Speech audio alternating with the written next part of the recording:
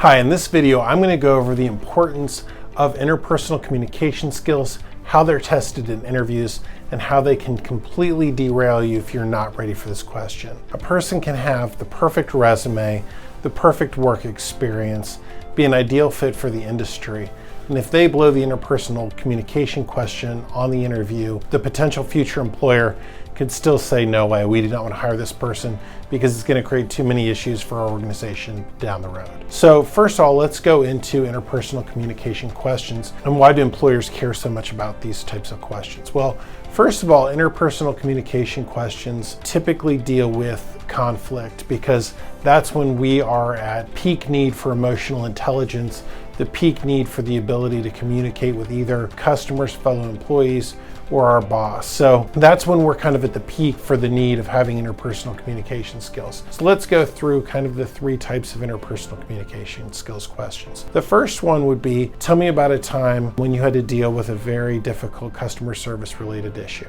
I had a customer, they were very upset. I told them they couldn't talk to me that way, so I hung up on them. The next question would be if we have a potential conflict with a coworker. So it would be, tell me about a time you had a disagreement with a team member while at work. I told them they were wrong. They came back at me. They said, no, you're wrong. And we just almost went to fisticuffs, but I got even because I went out in the parking lot at the end of the day and I slashed all their tires. And finally, tell me about a time when you had a disagreement with your boss at work. My boss told me that they needed it done this way, but I didn't really think that was the way we should do it. So I just did it my way. So hopefully you would never answer any of those questions in that fashion. However, you could see how not handling one of those questions correctly could definitely throw up red flags for a potential future employer. Now let's kind of go through why they ask these questions. For customer service related issues, what they really want to see is that you resolve the issue, but you don't give away the farm.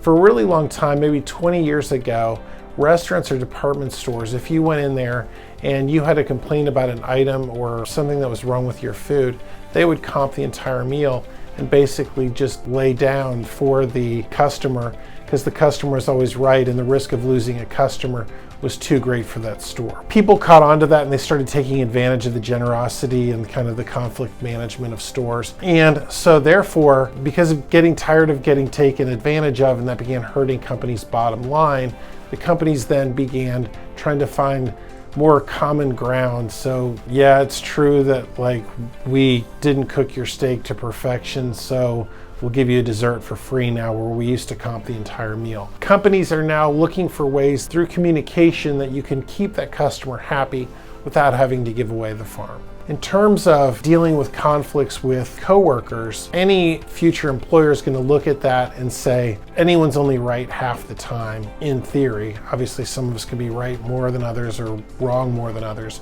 But on average, a person's only right about half the time.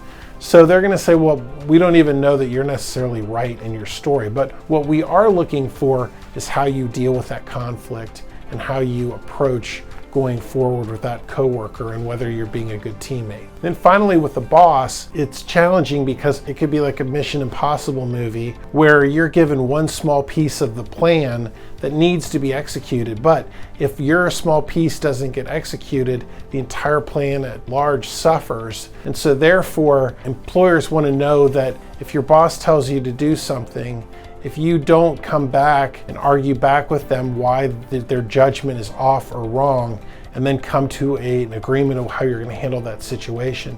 They don't like that because if you decide to do it your way, that's going to create a problem for the company because you don't know all the pieces necessarily that are working together. Now, your boss should try to get buy-in from you, but not in all circumstances does a boss have time to sit somebody down and take them through the entire strategy of what's going on and why the pieces are put together the way they are. Now, how should you answer this question? So what I think is key is that you kind of have rules that you've self-generated in advance that you can talk about when you're answering these type of questions. Me personally, I have 7 rules of communication.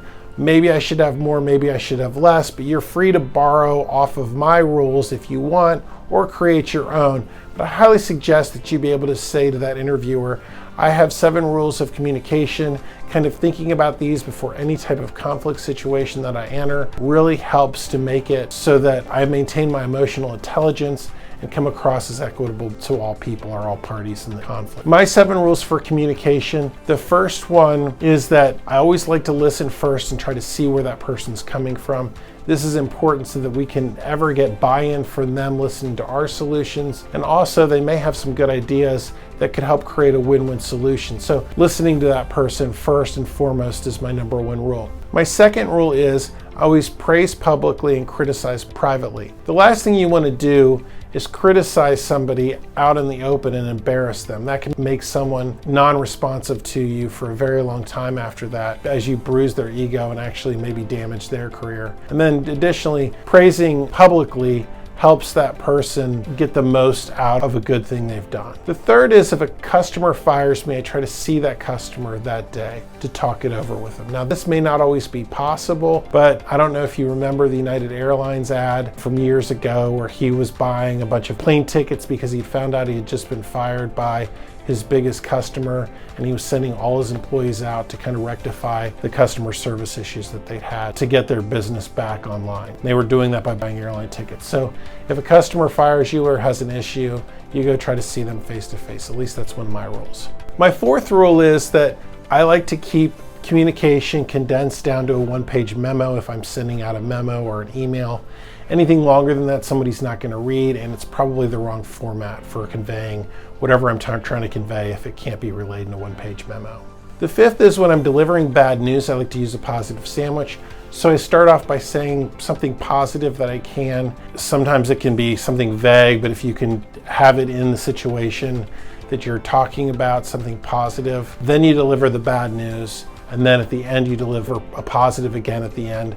That positive sandwich helps to cushion the blow that anyone have in any type of negative communication. My 6th rule is just to kind of protect myself. If somebody wants me to publicly speak, I always ask that I'm given adequate time to prepare in advance. That way I don't come across as a bad communicator to others and gain that reputation as being so. And the 7th and last is I do try to match the communication style of the audience that I'm dealing with. So if I'm, for example, going to a 2nd grade class to teach them, kind of coming down to their level, if I'm going into the boardroom, then I want to present and talk at their level as well to help to create more bond and rapport with that group. Now let's go back to how I would use that list in answering an actual interview question. So if I got the question, tell me about a time you had a conflict with a past coworker and how did you resolve that? You know, conflicts unfortunately happen from time to time. I have my 7 rules for communication, which is kind of my handbag that I draw from. In this example, I had a coworker where we didn't see eye to eye on how a project should be managed. So the first thing I did was listen to them all the way through to make sure I understood, where they were coming from. Tried to figure out any pieces that I could work with.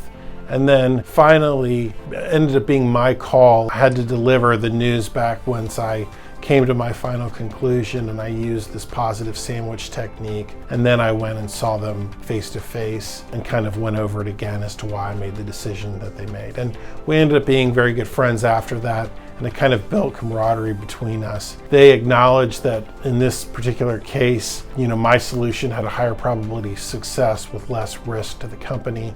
So they agreed with me in the end. But there were other times in the future where I appreciated their collaboration and we went in their direction. So we kind of, through this communication, developed a win-win working relationship.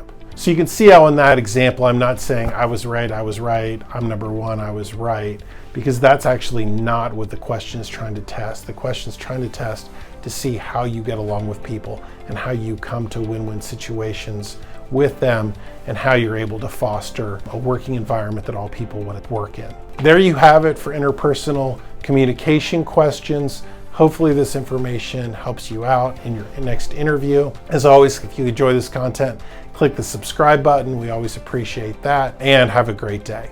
Oh, this time I'm really gonna slash his tires. I'm really gonna do it this time. I'm really gonna do it.